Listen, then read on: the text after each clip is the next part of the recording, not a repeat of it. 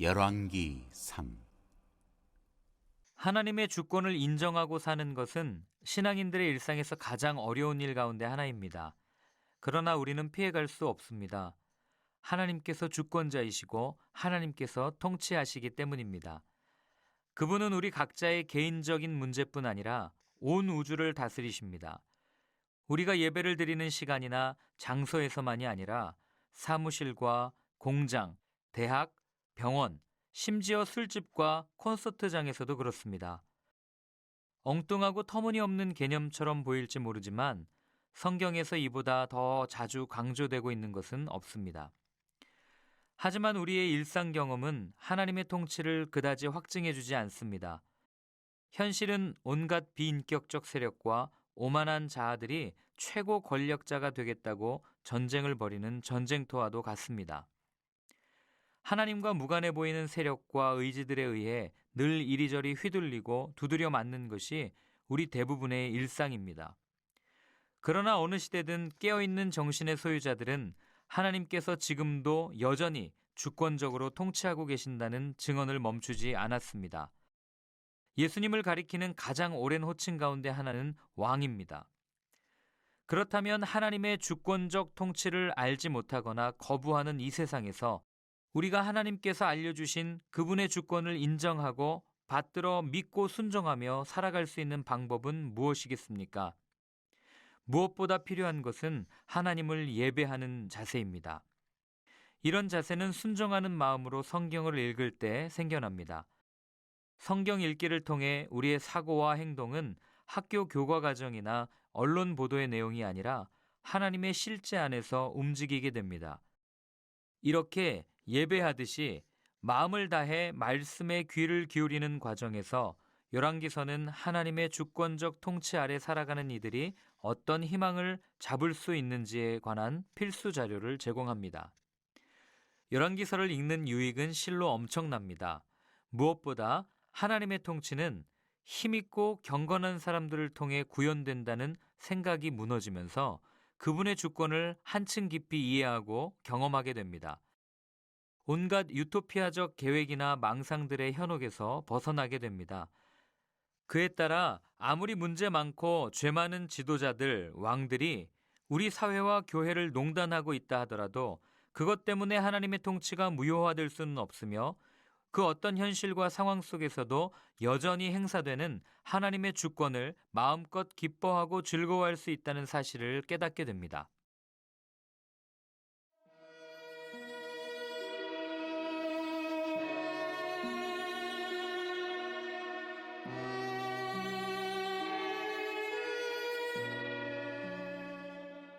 일장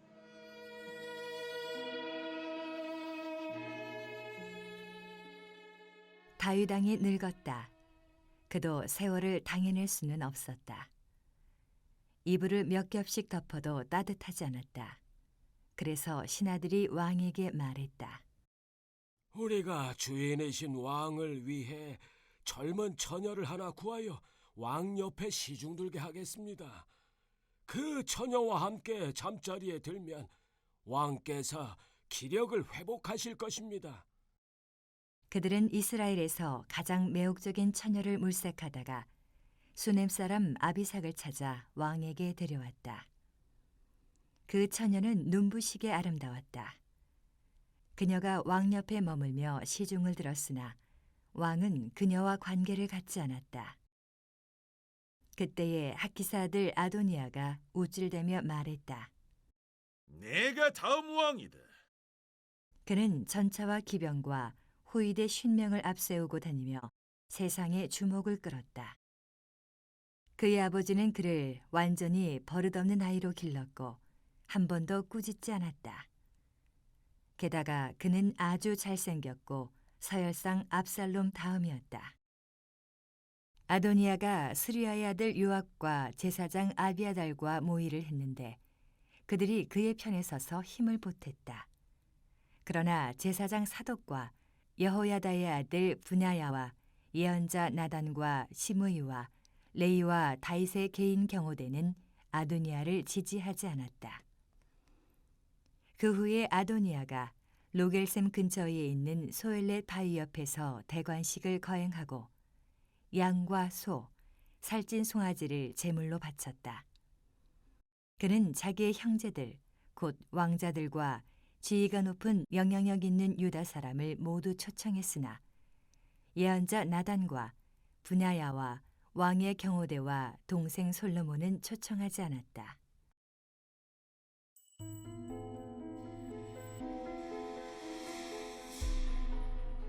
솔로몬이 왕이 되다.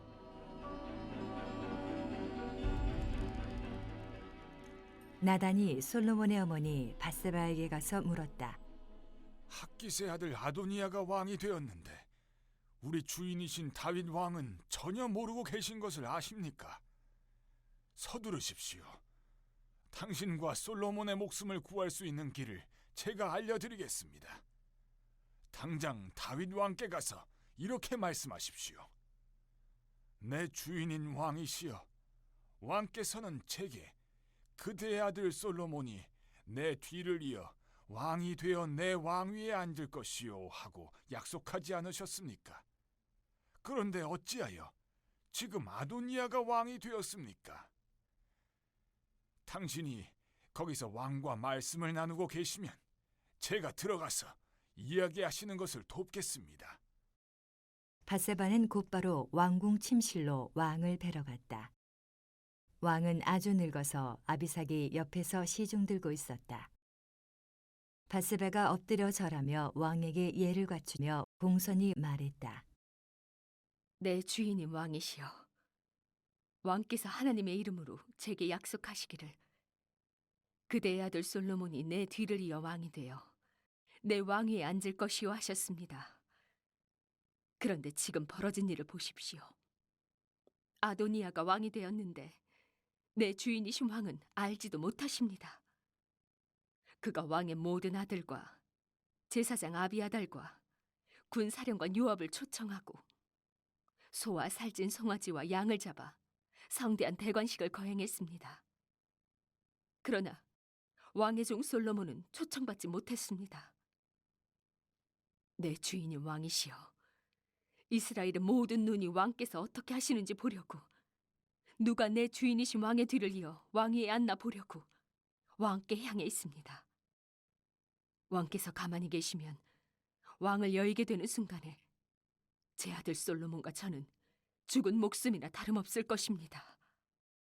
밧세바가 왕에게 이 모든 말을 하고 있을 때에 예언자 나단이 들어왔다. 그러자 신하들이 말했다. 예언자 나단이 왔습니다. 그는 왕 앞에 나가 얼굴을 땅에 대고 엎드려 절하며 예를 갖추었다. 내 주인인 왕이시여, 나단이 말문을 열었다. 왕께서 아도니아가 내 뒤를 이어 왕이 되어 내 왕위에 앉을 것이다 하셨습니까? 지금 그 일이 벌어지고 있어서 드리는 말씀입니다. 그가 왕의 모든 아들과 군 지휘관들과 제사장 아비아달을 초청하고 소와 살진 송아지와 양을 잡아 성대한 대관식을 거행했습니다. 그들은 먹고 마시고 아도니아 왕 만세를 외치며 아주 유쾌한 시간을 보내고 있습니다. 그러나 저는 초청받지 못했고 제사장 사독과 여호야다의 아들 브나야와 왕의 종 솔로몬도 마찬가지입니다. 혹시 내 주인이신 왕께서 누구에게 왕위를 물려주실지 종들에게 알리지 않고 은밀하게 이 일을 행하셨습니까? 1~4절 열왕기서는 다윗이 나이가 들었다는 언급으로 시작합니다. 그렇게 용맹하게 전쟁터를 누비던 다윗의 젊음도 가고 이제 이불을 덮어도 따뜻함을 느끼지 못할 만큼 늙었습니다. 이불을 덮어도 따뜻하지 않다는 것은 더는 생기와 활력이 없다는 뜻입니다. 다윗이 왕으로서 더 이상 통치하기 쉽지 않는 상황을 보여줍니다. 이런 상황에서 다윗의 충성스러운 신하들은 그에게 활력과 온기를 찾아주려고 젊은 처녀를 시녀로 들여서 시중을 들게 하여 왕의 몸을 따뜻하게 하는 것이 어떻겠느냐 제안합니다. 2절에서는 소녀라는 표현을 통해 이성 경험이 없는 처녀라는 사실을 강조합니다. 여기서 처녀를 강조하는 것은 독특하게 보입니다. 다윗의 결혼을 보면 처녀냐 아니냐는 중요한 문제가 아니었습니다. 그런데 처녀임을 강조한 것은 왕의 관심을 끌기 위한 수단으로 생각되죠. 이 소녀의 역할은 두 가지인데 왕의 시중을 들면서 동시에 왕을 성적으로 자극하여 활력을 얻게 하는 것이었습니다. 신하들은 온 이스라엘을 뒤져 아름다운 소녀를 찾아다녔고 마침내 수넴에서 아비삭이라는 소녀를 찾아 왕에게 데려옵니다. 4절에서 아비삭의 외모에 대해 다시 한번 평가하는데 그 소녀는 매우 아름답다고 표현합니다. 이 소녀는 아름답다는 이유로 늙은 다윗에게 이끌려온 것이죠.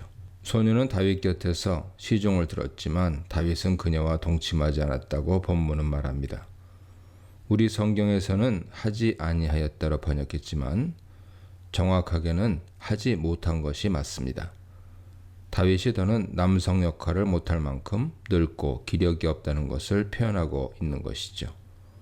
충성스러운 신하들의 노력에도 불구하고 다윗은 기력을 회복하기 어려울 만큼 나이가 들었고 이제 새로운 왕이 등극해야 할 시점이 되었습니다.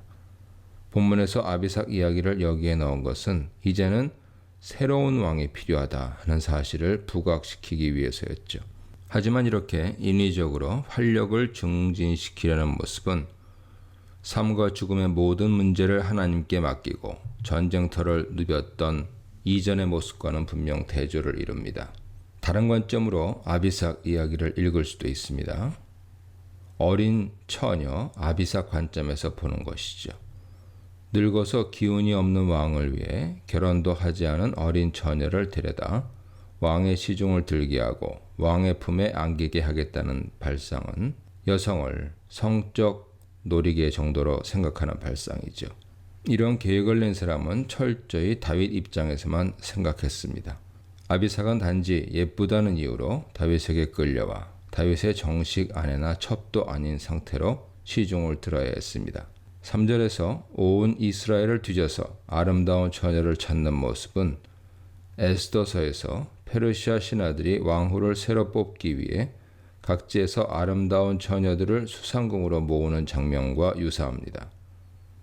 이렇게 젊은 처녀들이 왕의 욕망이나 건강을 위해 이용당하는 것은 당시 가부장적 사회를 반영하면서 현대적으로 긍정적으로 해석하기 어렵죠. 밧세바 강간 사건 이후 궁전 여자들은 제대로 존중받지 못했고 암논에게 강간당한 다말이나 압살롬에게 강간당한 10명의 첩처럼 강간당하고 버려지는 비극적인 삶을 살았습니다. 현재 늙은 다윗을 위해 소모품처럼 취급받고 있는 아비삭 모습을 통해서 여전히 다윗 궁정은 약자인 여성들이 살기에는 좋지 않은 상태임을 알려주죠. 이렇게 강자는 누리고 약자는 희생당하는 것이 당연한 것처럼 여겨지는 다윗 궁전의 모습은 여성의 목소리에도 귀를 기울이고 존중했던 그의 젊은 시절 모습과 대조를 이루며 다윗 통치의 마지막을 부정적으로 비추고 있습니다. 5절로 10절입니다. 다윗의 기운이 쇠해간다는 사실을 알게 된 핫기스의 아들 아도니아가 왕이 되려고 시도합니다.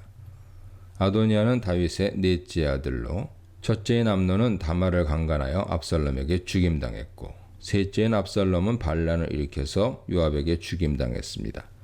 둘째인 아비가일의 아들 길라압에 대해서는 사무엘서에 언급되지 않은 것으로 보아 일찍 죽은 것으로 생각되죠. 그러므로 넷째인 아도니아가 다윗의 아들 중에서 가장 나이가 많기에 장자로서 왕위를 계승하겠다고 나서는 것은 일견 자연스러운 일입니다. 다윗이 늙어 기운 없는 상황이 되자 아도니아가 스스로 일어나서 왕이 되려고 합니다. 여기서 스스로 높이다라는 표현은 왕인 다윗의 허락 없이 왕이 되려고 한다는 의미죠. 아도니아는 내가 반드시 왕이 될 것이다 라고 말하며 왕권에 대한 강한 열망을 드러내고 준비를 합니다. 병거, 기병, 호위병 50명으로 친위대를 구성하여 가장 뛰어난 왕자로서의 왕의 위엄을 보여줍니다. 이것은 사무엘하 15장 1절에서처럼 다윗에게 반란을 일으키기 전에 압살롬 모습과 동일하죠. 6절에서 아도니아에 대한 설명이 나오는데요. 여기서는 그가 매우 잘생긴 외모를 가지고 있다고 설명됩니다. 잘생긴 외모는 압살롬처럼 왕자로서의 품위를 보여주지만 반역자 압살롬을 연상시키기에 긍정적으로만 보기는 어렵습니다. 다윗은 아도니아를 기르면서 한 번도 야단치지 않았다고 말합니다. 압살롬과 암논의 경우와 연결해서 보면 다윗은 자식들이 잘못해도 제대로 훈육하지 않았다는 것으로 읽히는 것이죠. 다윗 자신은 하나님 앞에서 제대로 살려고 노력했지만 자식들이 하나님 앞에서 올바로 살도록 교육하는 일에는 소홀했던 것이죠. 그 결과 아도니아는 다윗이 죽기도 전에 왕이 되려고 신하들을 모으는 매우 무리하고 아버지를 업신여기는 행동을 하고 있습니다. 그는 다윗의 가장 중요한 신하인 군대 장관 요압과 제사장 아비아달을 자기 편으로 만듭니다. 이들은 다윗 정권의 실세로서 다윗과 생사고락을 같이 했던 사람들이죠. 하지만 이들도 다윗이 늙고 힘이 없어지자 새로운 권력에게로 눈을 돌리고 아도니아를 새 왕으로 섬기며 자신들의 권력을 이어가려 한 것이죠. 하지만 다윗의 신하들이 다 그런 것은 아니고 이에 반대하는 인물도 있었습니다. 제사장 사독과 군대 장관인 여호야다의 아들 브나야와 선지자 나단, 다윗의 용사들과 시므이와 레이는 아도니아 편에 서지 않았습니다. 여기 다윗의 용사들은 사무엘하 23장 8절 이하에 자세히 설명되어 있습니다. 10절에서 아도니아가 자신의 잔치에 이들과 함께 솔로몬을 초청하지 않은 것을 보면 이들은 솔로몬을 지지하는 세력인 것으로 보이죠. 아도니아는 자신의 세력을 결집하고 세력을 과시하기 위해서 에느로겔 근방 소헬렛 바위 곁에서 소와 양을 잡아 거창하게 잔치를 벌이고 모든 왕자들과 왕의 신하들인 모든 유다 사람을 초청합니다. 즉위식은 아니고요. 왕권을 잡기 위한 전초 작업으로 자신의 세를 과시하고 지지를 호소하며 미래 왕으로서의 권위와 힘을 보여주는 자리였죠. 대부분의 사람들을 초대한 자리에 솔로몬, 나단, 브나야, 용사들을 초청하지 않았다고 설명되는데 이미 이들도 솔로몬을 중심으로 세력을 형성하고 있었음을 암시해 줍니다. 이미 다윗 왕궁에서는 아도니아 세력과 솔로몬 세력이 나뉘어 견제하며 암투를 벌이고 있었던 것이죠. 왕권을 잡기 위해 세력을 구축하는 아도니아의 모습은 이스라엘의 왕은 하나님이 선택하신다는 하나님 주권을 인정하지 않는 태도입니다. 왕이 되고 싶으면 먼저 하나님께 여쭤보아야 했습니다. 초당 사울도 하나님께서 선택하셨고 다윗도 하나님께서 선택하셨습니다. 그런데 아도니아는 하나님께 묻지 않고 고대 근동 관습대로 장자인 자신이 왕이 되어야 한다고 생각한 것입니다. 이는 하나님을 이스라엘 왕으로 섬기는 모습이 아니죠. 이스라엘의 왕은 하나님을 섬기며 하나님 백성을 하나님 뜻대로 잘 다스리는 존재라는 기본 사상을 망각한 행동입니다. 이 문단에서는 무너져가는 다윗, 스스로 부상하는 아도니아, 아도니아와 솔로몬을 돕는 자들에 대해 묵상해 보시기 바랍니다. 11절로 14절입니다. 아도니아가 왕이 되기 위해 세력을 모으고 잔치를 연다는 소식을 들은 선지자 나단은 솔로몬의 어머니 밧세바를 찾아갑니다. 나단과 솔로몬의 관계를 직접 언급하는 부분은 사무엘하 12장 24절에 언급한 솔로몬 탄생 이야기밖에 없죠. 나단은 솔로몬이 탄생했을 때 여디디아라는 이름을 지어주며 호의적인 모습을 보였습니다. 그런데 13, 14절에 나단 선지자의 말을 보면 솔로몬이 어릴 때 다윗이 그에게 왕위를 물려주겠다고 나단 앞에서 맹세한 적이 있는 것으로 보입니다. 그런 이유로 나단은 솔로몬을 차기 왕으로 생각하고 있었는데 갑자기 아도니아가 왕이 된다는 소리에 황급히 밧세바를 찾은 것이죠. 밧세바를 솔로몬의 어머니라고 부른 것은 아들의 지위에 따라 그녀의 신분도 결정된다는 것을 나타내기 위해서입니다. 나단은 밧세바에게 먼저 상황을 설명합니다. 핫깃의 아들 아도니아가 왕이 되었다는 것과 다윗은 이 사실을 알지 못한다는 사실을 전합니다. 여기서 설명이 다른 부분이 있습니다. 화자는 아도니아가 왕이 될 것이라고 선언하고 자기 세력을 모으는 잔치를 한다고 말한 반면에 나단은 아도니아가 왕이 되었다고 확정해서 말하고 있는데 이것은 상황이 매우 급박하다는 것을 강조하기 위한 것입니다. 그러면서 자신에게 밧세바와 솔로몬의 생명을 구할 방법이 있다고 말하며 밧세바에게 다윗에게 들어가서 할 말을 알려줍니다. 다윗이 예전에 솔로몬을 왕으로 세우겠다고 맹세했는데 아도니아가 왕이 된 것은 어떻게 된 일이냐고 물으라고 합니다. 그러면 자신도 뒤따라 들어가 밧세바의 말을 지지해 주겠다는 것이죠. 이런 나단의 말을 보면 다윗이 공개적으로 솔로몬을 왕으로 삼겠다고 선언한 적은 없고 오래전에 나단과 밧세바만 불러 비공개적으로 솔로몬을 왕으로 삼겠다고 여호와의 이름으로 맹세하고 나단을 증인으로 삼은 것으로 보입니다. 30절에서 다윗이 내가 이전에 이스라엘의 하나님 여호와를 가리켜 네게 맹세하여 이르기를 내 아들 솔로몬이 반드시 나를 이어 왕이 되고 라고 말하고 있기 때문에 나단의 말이 사실이라는 것을 좀 더 분명하게 해주고 있습니다. 당신의 말씀을 확증하다라는 표현은 증언한다라는 법적인 관용구죠. 이렇게 아도니아가 왕이 되려는 상황에서 나단은 다윗이 하나님 앞에서 맹세한 솔로몬을 왕으로 세우기 위해 재빠르게 움직이고 있습니다. 15절로 21절입니다. 나단을 통해서 상황의 시급함을 알게 된 밧세바는 그의 조언을 따라 다윗의 침실로 들어갑니다. 화자는 15절에서 다시 한번 1절로 4절에 언급되었던 다윗의 상황을 요약해서 언급하는데 강조점은 다윗이 매우 늙었다는 것입니다. 1절에서는 세월이 지나 다윗이 늙었다고 표현했는데 15절에서는 다윗이 매우 늙었다고 표현함으로써 죽을 날이 멀지 않았다는 것을 암시합니다. 그가 어두운 침실에 있다는 것과 아비삭이 항상 옆에서 수종든다는 사실은 다윗이 일상생활을 하기 어려울 정도로 기력이 없다는 것을 암시하죠. 밧세바는 다윗에게 최대한 예의를 갖추고 무릎을 꿇고 절합니다. 다윗은 밧세바가 일상적인 인사가 아니라 최대한 겸손하게 인사를 하자 어떤 요청이 있어서 온 것임을 알아채죠. 다윗은 밧세바에게 무엇을 원하는지 묻습니다. 밧세바는 내 주여 혹은 여종이라는 표현을 통해서 최대한 자신을 낮추는데 이것은 자신이 왕에게 충성을 다하는 사람임을 알리기 위한 것이었습니다. 밧세바는 조심스럽게 왕이 이전에 자신의 아들 솔로몬이 반드시 그 뒤를 이어 왕이 될 것임을 여호와 앞에서 맹세한 사실을 상기시킵니다. 밧세바의 말은 13절에서 나단이 알려준 말과 거의 유사하죠.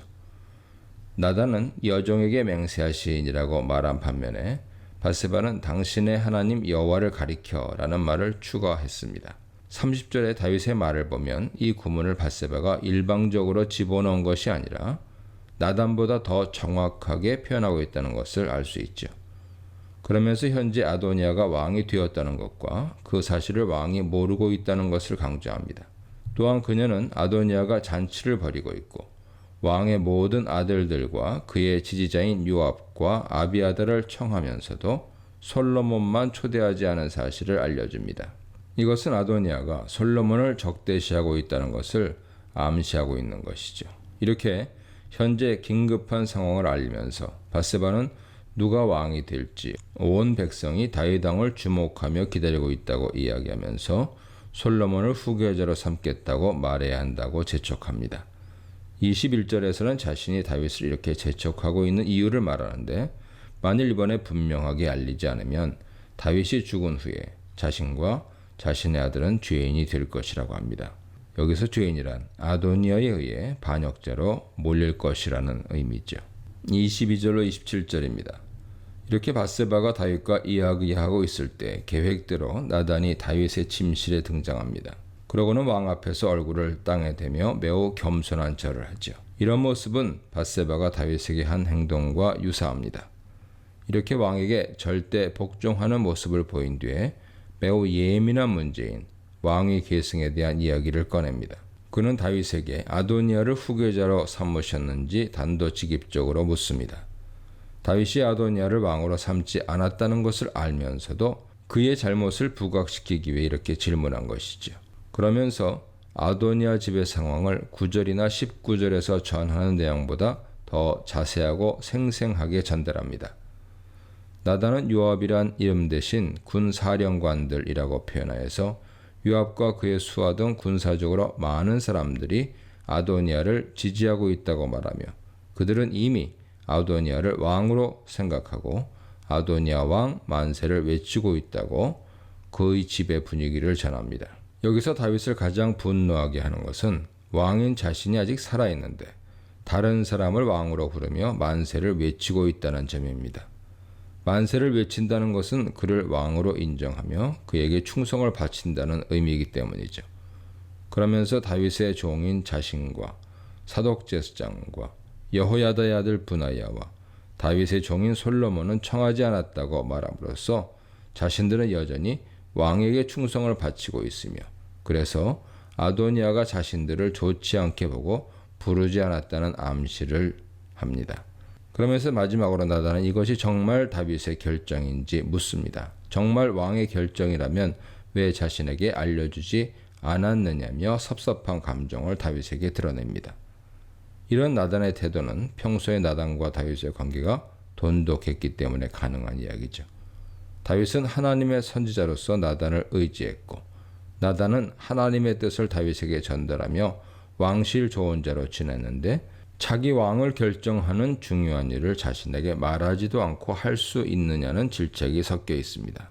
기본적으로 이스라엘의 왕은 하나님께서 선택하시는 것이기 때문에 후계자를 선택할 때 선지자를 통해 하나님께 여쭤보는 것이 당연한 수순이기 때문이죠. 이 본문에서 이스라엘은 최초로 왕위가 계승되는 경험을 하게 됩니다. 그런데 다윗 왕이 미리 공개적으로 후계자를 결정해 놓지 않고 비공개적으로 솔로몬을 후계자로 삼겠다는 약속을 해놓은 상태이기 때문에 이런 혼란이 야기된 것이죠. 다윗이 하나님께 누구를 후계자로 선택할지 공개적으로 묻고 여호와의 답을 들은 후 백성들과 신하들 앞에서 선언했으면 이런 혼란도 후에 있을 비극도 일어나지 않았을지 모릅니다. 이 문단에서는 원칙 있는 나단의 조언, 신중한 나단의 조언, 용기 있는 밧세바의 조언에 대해 묵상해 보시기 바랍니다.